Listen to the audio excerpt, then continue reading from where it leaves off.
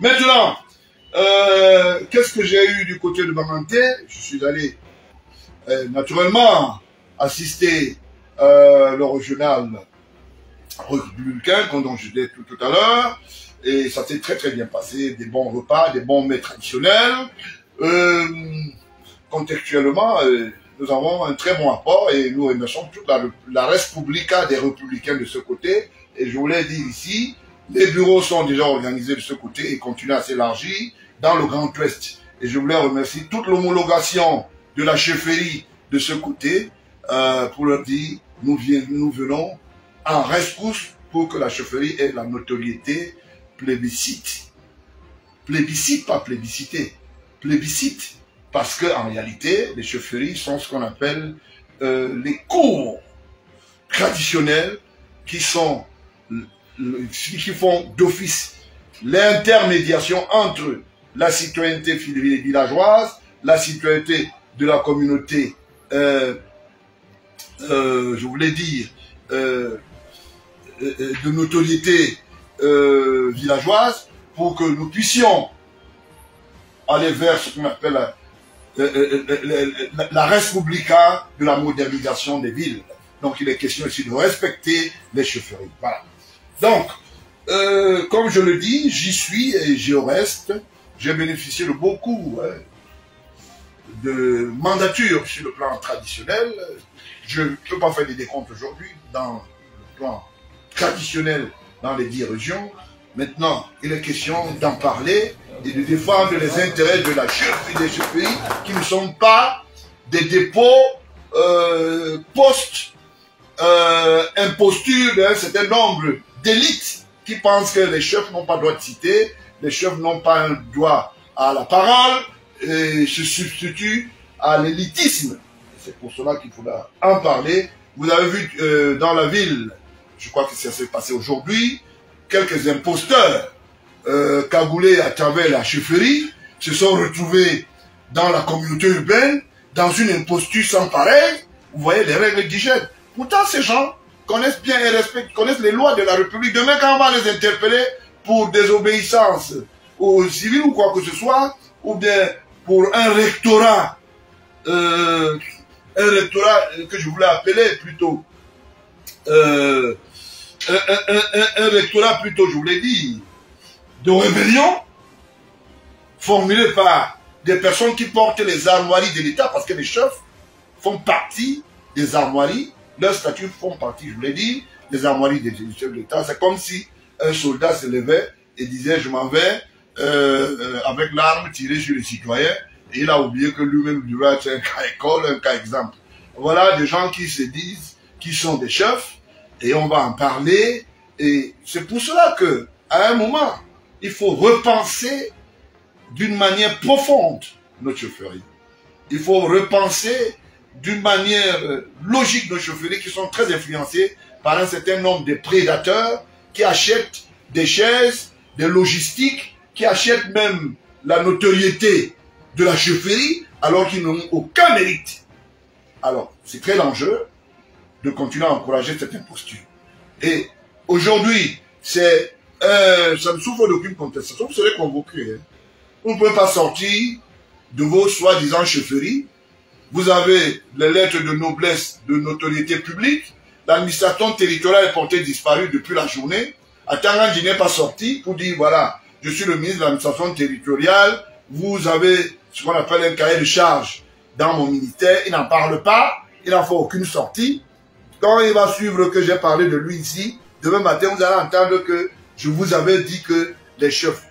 Vous avez vu que le mauvais exemple, c'est de choisir les petits amis qui deviennent des chefs. Parlons du cas Jean-Pierre Amogo-Beninga qui n'a aucun titre de homme mérité. Vous avez vu, là où nous sommes aujourd'hui, on vend les titres de chefferie, on se retrouve avec des faux chefs, des chefs qui se retrouvent en prison pour escroquerie foncière, pour escroquerie, pour malveillance populaire, et personne n'en parle. Aujourd'hui, il faut en parler. C'est ça aussi le Parti républicain. Il faut que nous ayons un regard collectif. On n'est pas là seulement pour regarder seulement la classe prédatrice, on regarde partout. Là où il y a un mot, on le dénonce, et puis il faut trouver des solutions. Voilà.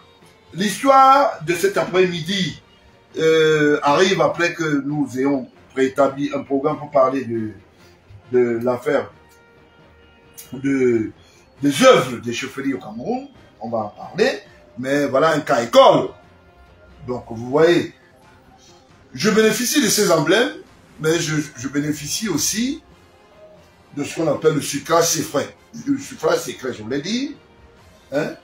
Il y a des choses qui ne sont pas dites et qui ne doivent pas être dites. Mais je veux faire ce qu'on appelle un assemblage de propos pour que vous compreniez que, en fait, le rôle d'un chef est aussi la parcimonie, la préservation de la paix, le respect de la loi. Hein? Le chef devra être un bon exemple, où les notables de la cour, ce n'est pas une histoire de petits copains où les gens s'asseyent. Ceux qui sont des vrais chefs, on les met de côté. On va acheter des titres au ministère de l'administration territoriale dans un bureau de la direction des collectivités là-bas. Et on croit que c'est un problème. Regardez par exemple la belle-mère de Cabral, Libye, qui a voulu devenir, qui devait être chef, avait été chassée. D'ailleurs, le ministre d'État Famine Ndongo en sait quelque chose. Aujourd'hui, ayant perdu l'angle de ce côté, elle a choisi l'œuvre pastorale. Je ne sais pas si l'église qui se trouve du côté des étoiles là-bas, le type là va me revenir tout à l'heure, le chef qui est encore dans ce qu'on appelle les huîtres des écoles de l'école, Ateba me rappellera. Donc c'est voilà un peu le côté le plus malheureux. Mengue, la belle-mère de Cabral Libye, qui a sollicité, parce que ce dossier, je l'ai suivi personnellement pour en savoir plus. Et ça me souvient quand elle a voulu devenir chef, malheureusement, à l'époque, Famine Ndongo, malgré sa proximité, hein, le ministre d'État, Famine Ndongo, malgré sa proximité avec Cabral Libye, c'est Caporal Libye, mais Cabral Libye. Caporal Libye. Cabral. Cabral. C'est pas caporal. Caporal et Cabral, c'est... Non, un caporal, c'est un soldat. Bon, ok, d'accord. Cabral Libye. C'est un soldat. C'est parce que ça fait pas... Il est député. Il est député. Libye. Ah, d'accord. Cabral Libye. Oui. Libye. Ah, d'accord. Oui. Pas les billes, hein. Libye. Libye. Oui, pas les billes. Libye. Pas les billes de bois. Libye. Bon, ok, d'accord. Okay. Donc, Cabral Libye, ça ne souffre d'aucune compensation. Je voulais lui dire simplement que quand la belle-mère a raté du côté de la chefferie, son dossier est encore pendant et dans les archives du ministère de l'administration territoriale, il peut approcher son ami,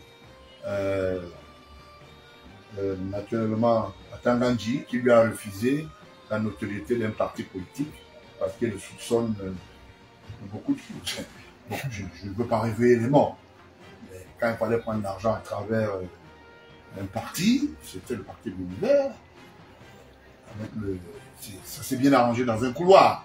Mais après, quand on est venu demander de créer un parti, on a préféré l'envoyer faire des emprunts de l'autre côté.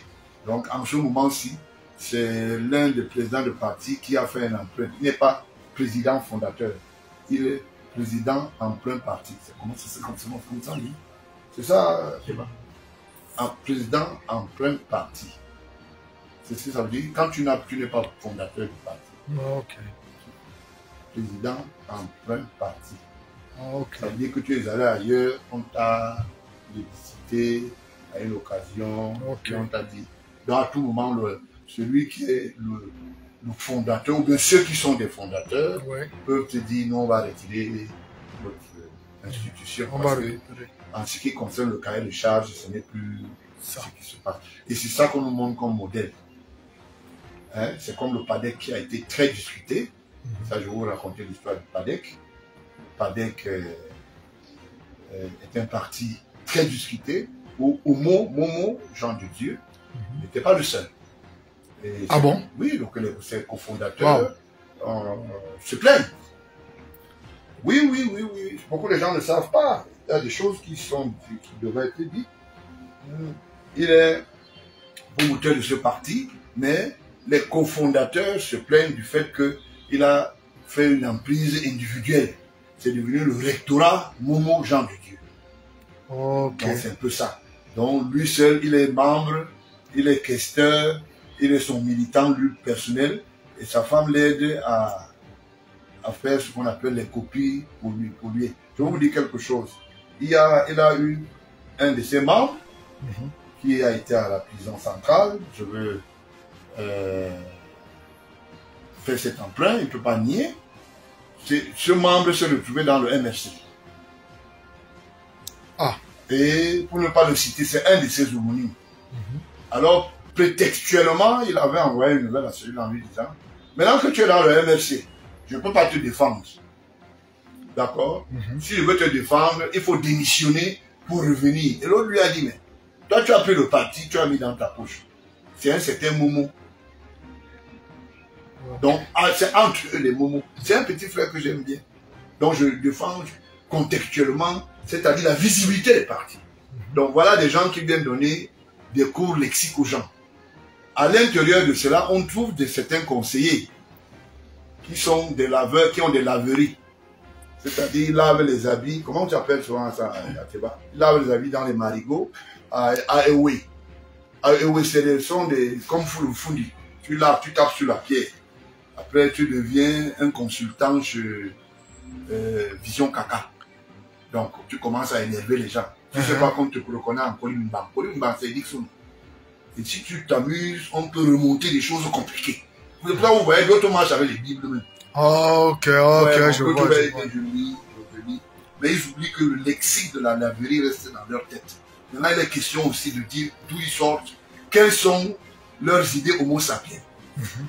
Voilà, donc c'est un peu ça. Vous avez ce genre de personnes qui parlent beaucoup. Oui, qui jouent aussi au PMUC. On les aperçoit souvent. On les produit qui jouent au PMUC. Oui. Je crois qu'avec le PMUC, on peut avoir quelques millions. Je suis conseiller, je suis l'unique conseiller. Tu es conseiller de la laverie dans les gadous. Tu ne payes même pas l'eau. Tu ne connais même pas combien coûte le mètre cube d'eau. Et oui, à l'époque, on appelait ça en Fundi. Ceux qui connaissent bien le Fundi. Et oui, on appelait ça et oui. Ils doivent se reconnaître. Donc, ils partaient de Kolimbang pour aller laver les habits à la poste. Parce que Ewe était là au centre de la poste. Oui. Tu vois, si tu es mal à l'aise, tu le dis. Et au même moment, les mamans allaient là-bas faire la pêche nocturne. En cette période, là où il y a aujourd'hui, il y a une banque, boulangerie Select, je ne vais pas le citer. Oui. Derrière, là aussi, on avait le pont là. Donc, c'est un peu ça. Ce sont des enfants de la période. Donc, ils étaient entre Kolimbang et Lixonou. C'est ça qu'on appelle Kolimbang. Donc, vous savez que quand ils viennent, ils ne savent pas que nous, on a des choses compliquées. Si vous poussez le bouchon, on va pousser le bouchon. Donc, ne venez pas nous donner des choses. Je suis armatan. Je fais de la politique. Tu ne peux pas être un laveur d'habits dans les oui. Et tu laves, tu ne connais même pas combien coûte le mètre cube d'eau. Pour le respect que j'ai vis-à-vis de la famille du défunt père de cette famille, je ne veux pas donner le nom de cette famille, mais suivez mon regard, les bavards qui bavardent beaucoup là, ils viennent là, ils marchent avec les Bibles. Ils s'oublient qu'on les connaît entre eux. Tu es mal à l'aise déjà. Donc, il y avait Ewe au niveau. Nkolewe. Oui, il y a Nkolewe et il y avait Ewe. Oh, ok. Nkolewe, c'est du côté en allant vers le stade malien. Ok. Tu comprends? Il y a l'école Nkolewe. Oui, là aussi, il y avait une rivière. Là où il y a la laverie aujourd'hui d'eau. Là où les enfants lavent de l'eau là. Maintenant, on lave sur les habits. Donc, lui, il est resté avec les vieilles habitudes. Ce sont les anti-apartheid de Kamwate. Ils n'aiment pas entendre parler de Kamwate. Donc, lui préfère laver dans les oui. Même si ça passe avec tout ce que vous pouvez imaginer. Sur les vêtements, c'est trop compliqué. Bon, peut-être le fer à repasser à charbon peut sécher un certain nombre de choses. Il faut dire d'où viennent les gens. Parce que les gens bavardent beaucoup et c'est pas bon. Le PADEC est un parti discuté. Bon mot, Jean de Dieu. Tu as eu ton homonyme qui est allé dans le MFC. Aujourd'hui, il est libre. Tu lui as envoyé des messages pour lui dire que comme tu es en prison là, moi je suis dans le ministre délégué. Je peux te sortir de là si tu démissionnes. Et si tu ne démissionnes pas, tu restes là. Et tu as utilisé cette stratégie pour faire comprendre aux gens que tu as infiltré le MFC. Tu n'as jamais infiltré le MFC. Tu n'as jamais infiltré le MFC. Les bulletins qui ont été fabriqués par Eco pour dire que PADEC était déjà infiltré au niveau du MLC pour que tu deviennes ministre par ce qu'on appelle voie notive. Je sais tout ce que tu fais. Donc, en réalité, le mensonge là va finir comment? Parce que celui qui est le fabricant de ce mensonge et qui est beaucoup plus authentifié par Eco Maxime, parce que c'est ça ton travail. La preuve en est que tu es entré dans le gouvernement à la période où Eco Maxime était le légendaire de la DGRE. Donc ça ne souffre d'aucune contestation. Et tu ne peux pas me dire que tu ne connais pas personnellement Eco. C'est pour cela que tu es resté l'esclave d'Amobinga. Même quand tu es là maintenant, la ministre déléguée, tu te dis toujours qu'un jour, il peut sortir. De là, il ne sortira pas de là. Et je voulais vous dire, la loi, c'est la loi. Il n'y a aucune loi qui est au-dessus des institutions républicaines. Vous ne pouvez pas. La preuve en est que le 27, je vous ai donné le résultat avant. Vous avez dit qu'on ne va pas le laisser. La Cour de justice martiale ou militaire n'a rien à voir avec la Cour civile. Et je voulais dire ici, aux juges du lectorat de la Cour d'appel, le juge Schlick, il faut continuer à faire le travail. Parce que la République vous regarde. Ce rejet est logique. Le prochain rejet là, c'est le 13. Vous ne pouvez pas entrer dans un dossier qui est encore sous main d'instruction. Ça veut dire que vous voulez créer quoi? L'obscurantisme dans la procédure. On va vous notifier. Et vous avez le temps de constituer votre défense. On est encore dans ce qu'on appelle la phase d'instruction. Quand la clôture va se faire, le commissaire du gouvernement, avec celui qui a la charge d'instruire ce dossier dans la chambre d'instruction ou de faire les enquêtes, on va déboucler, on va vous notifier. Maintenant, si vous avez des griefs, vous allez maintenant venir nous dire, voilà, entre la libération que vous sollicitez, aucune prédisposition ne peut être authentifiée par rapport à la demande, ni être, je vous l'ai dit, ni être acceptable, n'est pas acceptable, je vous l'ai dit, au niveau de la juridiction, disons que, non, je l'ai dit criminel, parce qu'en réalité, on poursuit Amourou pour être co-auteur. Ça veut dire que, principalement, si Amourou demande, par exemple, la liberté, il n'est pas intuitu personné, l'auteur individuel. Même au niveau de la chambre civile, ça ne pourrait même pas passer, parce qu'on poursuit un groupe de personnes. Ça veut dire que Eco devrait bénéficier de la liberté privée. Et tous les supposés être ou bien complices ou co-auteurs. Donc, vous ne pouvez pas venir dans une histoire où on vous incrimine. La charge est collective. Vous venez dire non, moi je vais sortir de là, je m'en vais d'abord au quartier, je viendrai me défendre pendant ce temps-là. Vos complices sont de l'autre côté, ça ne se fera pas. Ça ne se fera pas. Il n'y a aucun dispositif juridique. Donc ça veut dire que c'est perdre du temps. Et je voulais le dire. Jean-Pierre Amourou Belinga, alias Bella Jean-Pierre. Garde ton calme. Tu seras en face des juges assis qui vont t'écouter. Qui vont dire, maintenant tu as le moyen de te défendre et si tu veux prendre même 600 000 avocats, c'est ton droit. Mais ici, je tiens à te rappeler, Jean-Pierre Amourou, que ce soit les chefs qui sont sortis cet après-midi, nous on a les scellés. On a les scellés. C'est pour ça que tu es là-bas. C'est pour ça que le ministère public te tient. On a les scellés. Il y a eu ce que vous ne pouvez pas comprendre dans cette procédure. Il y a ce qu'on appelle une injonction du corps de délit. C'est-à-dire, il fallait donner la preuve que effectivement il y a eu crime. Première des choses. Deuxième des choses. À quel niveau les responsabilités des uns et des autres sont établies. Ça, c'est le deuxième. Donc, le ministère public a fait ce qu'on appelle le préemploi de la jurisprudence pour que le corps du délit exista. C'est pour ça qu'on a les scellés. Parce que le ministère public s'appuie en disant, c'est monsieur Martinez Zogo est mort. Il a été assassiné.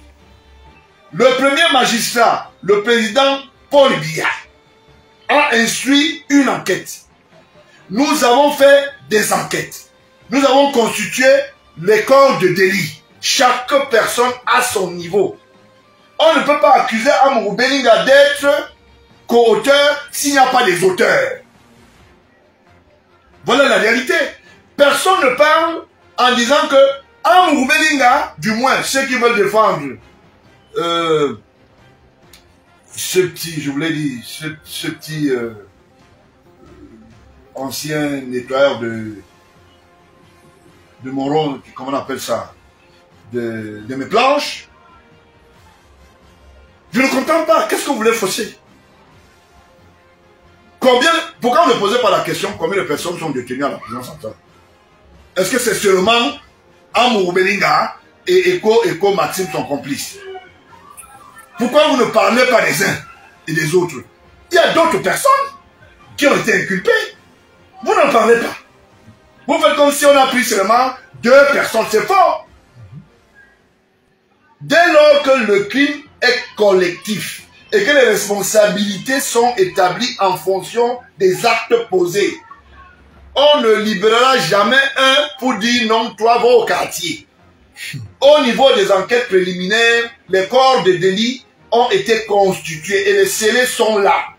C'est sur ces scellés dont s'appuie le ministère public pour dire nous vous retenons. À vous de démontrer aujourd'hui. Et quand on parle de scellés, ça veut dire que s'il y a eu une arme qu'on a utilisée, que ce soit une arme muette, comme par exemple une ferraille, comme par exemple un moyen de torture violent, il y a des preuves. Pourquoi les gens passent leur temps à raconter des histoires à dormir debout? Ça n'a rien à voir. On dirait qu'on a pris Amourou Belinga et Eko Maxime, on est allé jeter quelque part, on leur a dit restez là, on cherche les preuves. L'État, qui est partie civile constituée, à charge, d'accord, l'action publique a été déclenchée par l'État du Cameroun à travers le premier magistrat, le chef de l'État, Paul Biya, président de la République. Donc aujourd'hui, vous n'allez pas trouver seulement la famille d'Amourou Belinga, je vous l'ai dit, de Martinez au tribunal. Vous allez trouver ce qu'on appelle les avocats qui vont représenter l'État, qui est constitué partie civile, maintenant à charge la famille de la victime. Ça veut dire que vous avez 2 pléiades. Il y a les avocats de la famille et les avocats de l'État du Cameroun qui sont constitués. Le chef d'État n'a pas demandé une enquête en tant que Monsieur Paul Biya. Il a demandé au nom de la souveraineté nationale, selon le mandat et la compétence qui lui est donnée en cette matière. Voilà pourquoi je vous explique. Ne vous ennuyez pas, on vous raconte n'importe quoi. Voilà la réalité. Donc c'est l'État qui poursuit Eko, c'est l'État qui poursuit Amourou et autres. En ce moment-ci, pour votre bonne gouverne, la famille d'Amourou qui s'est constituée aujourd'hui comme une famille sinistrée à travers leur avocat, je tiens à vous rappeler quelque chose. Le corps qui est à la morgue, pour qu'on lève les scellés, il faut que l'État du Cameroun estime à travers une enquête bien approfondie et clôturée, que oui, on peut lever maintenant les scellés, qu'on enterra ou bien qu'on ira enterrer Martinez. Donc, il y a ce qu'on appelle jonction de procédure. Donc, je ne comprends pas. Donc, les gens font comme si c'était la famille de Martinez qui a allé découvrir le corps. Non! C'est un individu qui a dit que, apparemment, il y a un corps là-bas. Ce n'est pas la famille de Martinez qui a trouvé le corps, c'est l'État du Cameroun à travers la police, la gendarmerie. Il y a eu une commission mixte pour faire non seulement les tests d'ADN, puisque si vous ne savez pas, avant qu'on ne fasse, comment vous appelez, l'autopsie. L'autopsie, oui. Il y a d'abord le test d'ADN pour dire que, est-ce que le corps-ci, c'est vraiment Martinez. Maintenant, il y a le témoignage matériel et physique de sa famille proche, donc son épouse, ses frères et tout le reste. C'est ça qu'on appelle la constitution des corps de délit dans une affaire pareille. Ce n'est pas une histoire du quartier où on dit non, il y a des groupes de personnes. Hein? Non, il y a un Vondoayolo. Ça ne passe pas. Ça ne passe pas. Et je voulais dire, si ceux qui veulent intervenir pour Vondoayolo, je vous mets en garde. Je suis un homme qui écoute, mais qui sait et qui est un homme averti. Si vous voulez intervenir pour Vondoayolo, vous m'apportez ici dans ce studio la contre-expertise que ce que moi je dis n'est pas vrai. Je suis prêt à vous accorder un espace en tant que chargé de communication de Vondoayolo Samuel, avocat dans Vondoayolo Samuel, expert, je ne sais pas, en communication ou bien nettoyage de l'image de machin. Vous venez, je sors les documents, je vous dis, Vondoayolo a, par exemple, créé ce qu'on appelle un village à Messok. Je dis, voici les preuves, voici le parking, et tout. Vous me démontrez que ce n'est pas ça. Voici le goudron. Voici le goudron. Vous me dites que ce n'est pas à Messok. Exact. Ce n'est pas un problème de petits copains, c'est un problème de la République. Et je tiens à vous dire que le chef de l'État a ordonné une enquête contre tout prédateur, parmi lesquels Vondoayolo. Mais c'est le droit le plus absolu d'un chef d'État. Et cette enquête suit son cours. Pourquoi vous trouvez que c'est mauvais? C'est comme si, quand on est directeur du cabinet civil, on ne peut plus être poursuivi, on n'est plus citoyen. Voilà la réalité. Ceux qui veulent défendre Vondoayolo, venez, on prend un rendez-vous, selon mon calendrier, je vous dis, ok, je vais parler aujourd'hui, par exemple, qu'il est agent immobilier. Je sors les documents, je dis, voici son nom, voici son titre de propriété. Vous venez me démontrer que ce n'est pas ça, par exemple. Quand je dis, par exemple, Sylvie Ayolo. Sylvie Ayolo dit que non, elle se retrouve aujourd'hui dans les paradis fiscaux. Je peux dire, telle villa, à tel mois, elle a acheté tel nombre de villas au nom de leur agence, comment vous appelez ça? C'est agence immobilier ou agence immobilière? Voilà. SCI Mass. Ouais. Voilà. Mais pourquoi vous trouvez que c'est mauvais? Il faut qu'on dise la vérité aux citoyens. Il faut établir les responsabilités. Pourquoi on va là discuter des choses qui sont bien connues? Vondoayolo marche avec la voiture de la voiture semi-présidentielle, la Range Rover. C'est dans le parc. Il a pris même ça, il est allé mutiler dans un parc, quelque part. Je sais là où c'est. D'accord? Est-ce que vous niez de cela? Vondoayolo a une implication directe avec l'église de Ouina, qui se retrouve au niveau de quartier Fouda, au lieu dit cantonnaire. Ce n'est pas vrai? Comment tu appelles ça, deux heures? Asma. Asma.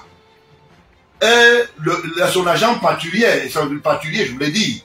De patrouille. De patrouille. Dans les histoires de bois avec le ministre Jules Doré Ndongo. Ça ne souffre d'aucune contestation. On parle avec des documents. Je parle avec des preuves. C'est quoi cette histoire de venir? Non, vraiment, comme vous voyez, il n'y a pas une histoire de Kam. Il n'y a pas une histoire de Lakam.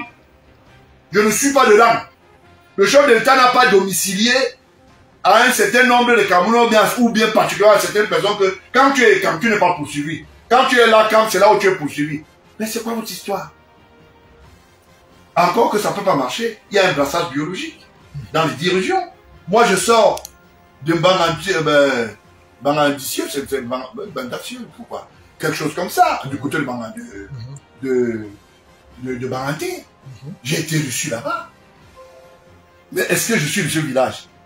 Pourquoi vous trouvez que les gens doivent vivre dans une logique de tribalisme? Pourquoi vous trouvez qu'aujourd'hui, comme les écarts sont là, quand nous on ne sera pas au pouvoir, si c'est les Lakam qui arrivent, donc ils vont nous dire aussi que n'interpellez pas les Lakam. C'est ce genre de pays que vous voulez. Ceux qui veulent défendre Vondo Ayolo, je parle tous les jours, même à travers mon émission. On donne souvent le numéro de téléphone. Appelez, vous dites non. Monsieur Baola, vous racontez des histoires. Monsieur Baola, ce que vous avez dit sur Monsieur Vondo Ayolo, de ce que il a des paradis fiscaux, que Issam lui appartient, qu'il est avec Amourou Belinga, son conjoint, ou bien son complice, hein, ce n'est pas vrai. Comme ça, vous me direz, à quel titre on a reçu, par exemple, Amourou Belinga avec Télésud. Télésud est une entité publique. Est-ce que c'est un service public ou bien une entité publique greffée hein, à la présidence où on vient dire aux gens, bon, on va recevoir ceci. À quel titre? Ok. On a dit, c'est le chef de l'État qui a demandé, c'est ce que votre agent immobilier de Vondo Ayolo a dit, qu'il a reçu les instructions du chef de l'État. Nous entendons voir les instructions écrites. Le chef d'État instruit et matérialise. Alors, il ne dit pas sur haute instruction. Parce que j'ai l'impression que quand on dit sur haute instruction, je ne vous demande pas, je vous dis. Et je vous informe. Pour ceux qui ne connaissent pas. Et pour ceux qui connaissent le chef d'État Paul Biya, il est ce qu'on appelle un homme de procédure. Ça veut dire que quand il instruit un dossier, il assume. Il contextualise. Pourquoi vous aimez toujours raconter une histoire à Don debout? Non, peut-être ce n'est pas ça. Le chef d'État est fatigué, machin. La dernière affaire, Savannah, je vous avais parlé que c'est une affaire inter-État. Nous sommes aujourd'hui. Tout le monde est muet. Vous ne dites plus rien. Voilà. Vous avez fermé vos bouches. Ce n'est plus une histoire de la première dame, ce n'est plus une histoire de Chantal Biya, ce n'est plus une histoire de Franck Biya. Vous pensez que si les gens posent des actes, le chef d'État, comme il va dire, on va dire non, c'est ma famille. C'est ce que vous ne connaissez. Vous ne connaissez pas bien Paul Biya, le chef d'État comme nous, vous ne le connaissez pas. Donc, ça veut dire simplement que vous voulez nuire, et pour nuire, vous voulez qu'il y ait de fausses informations.